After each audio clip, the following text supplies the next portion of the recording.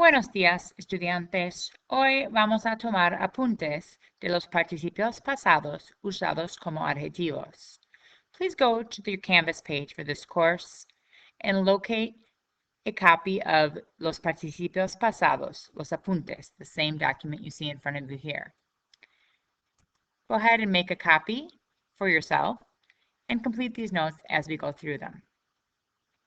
Los participios pasados usados como adjetivos. Aquí están algunos ejemplos. Pedro se cayó y ahora su tobillo está torcido. The past participle here is torcido, coming from the infinitive torcer, to twist. Torcido in this case would mean twisted. So we took the verb torcer, the infinitive, dropped the ending and added a new ending, torcido, to make it an adjective. Another example, Beatriz corría cuando se dio con un coche. Ahora su brazo está lastimado. Here's a past participle, lastimado. It's a verb, lastimar.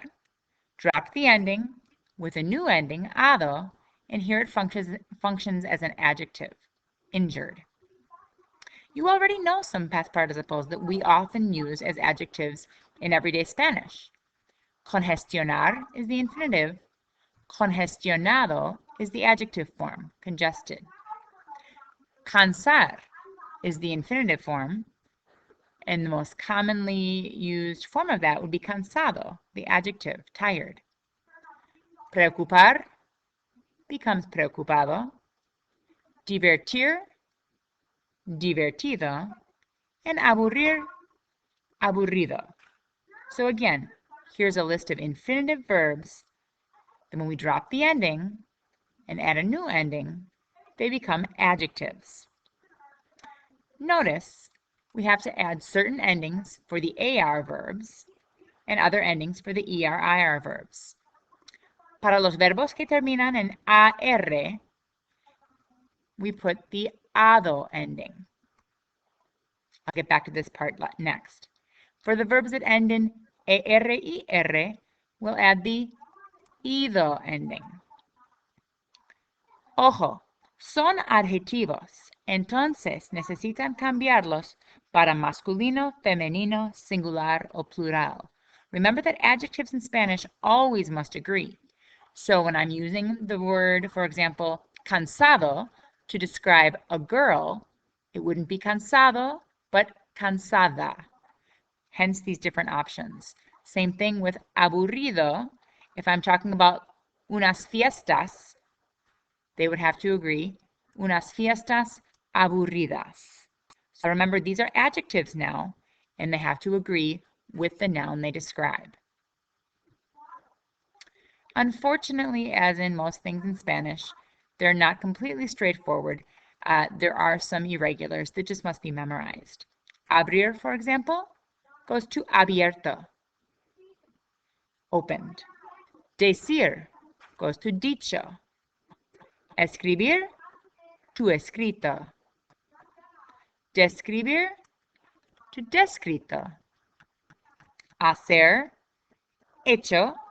Remember not to pronounce that H. Volver, which means to return. Vuelto.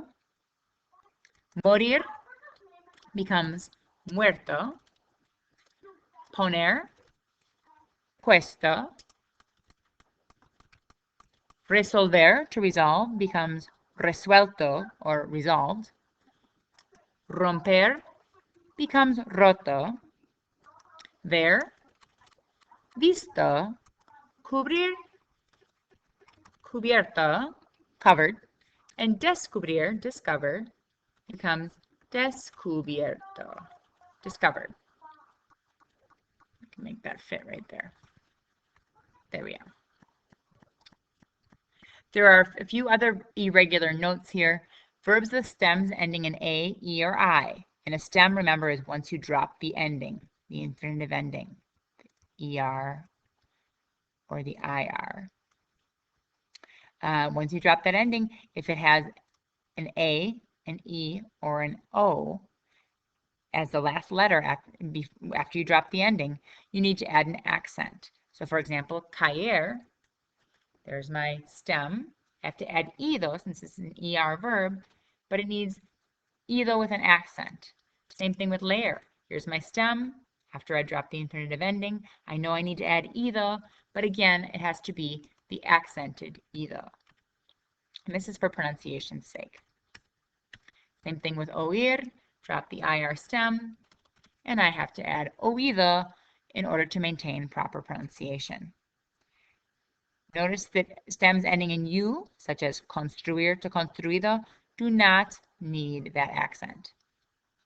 Always remember to pay attention that these are adjectives now, and we need to make them agree in gender and number. Aquí está práctica, es la tarea para mañana. I'll be looking at this as you enter class tomorrow, so I expect you now to take a few moments to practice these concepts. Los antibióticos están, the antibiotics are, make recetar now into a past participle and make sure it agrees with antibióticos. Let's try one together. So I drop the AR ending. And since it's an AR, I'm now going to add the ending ado or ido. Ado. And now I have to go back and make sure it agrees with the noun that it's describing, which in this case are the antibióticos, a plural masculine noun. Recetados would be correct. So the sentence says, los antibióticos están recetados. The antibiotics are prescribed. Go ahead and do the rest on your own, and I'll check those as you enter class tomorrow. One more little quick note I'd like you to see is a linked presentation here. And this just is a nice recap of how we use past participle as adjectives. These are not something I teach you just for the sake of teaching, but rather they're something that we actually use in language, and I'd like you to see how. So let's look at these three. The door is closed, so closed is our participle. The windows are broken, our participle. And the tree is dead, again, our participle. So what do we need to do? Well, let's look at what those could sound like. So the first thing we want to do is think about how would we say close in Spanish? So the verb is cerrar. We need to make it into a participle.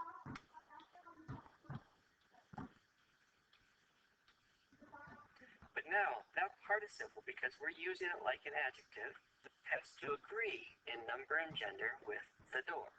And we know that the door, puerta, is singular and feminine. So we need to make this singular and feminine. So we would say,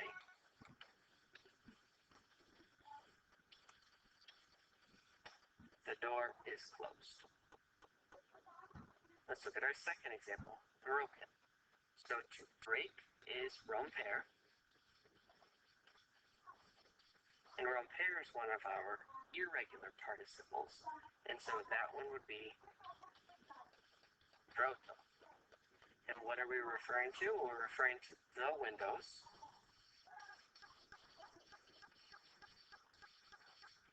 Are. And we know our participle is roto, but since we're using it like an adjective, it has to agree in number and in gender with what we're describing. So what are we describing? The windows. The windows are broken. And let's look at one more example. The tree is dead.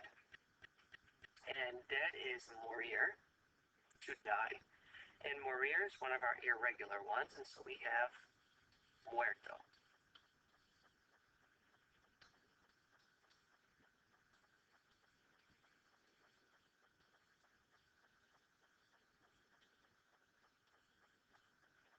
Árbol is masculine and singular, and that matches over here, masculine and singular.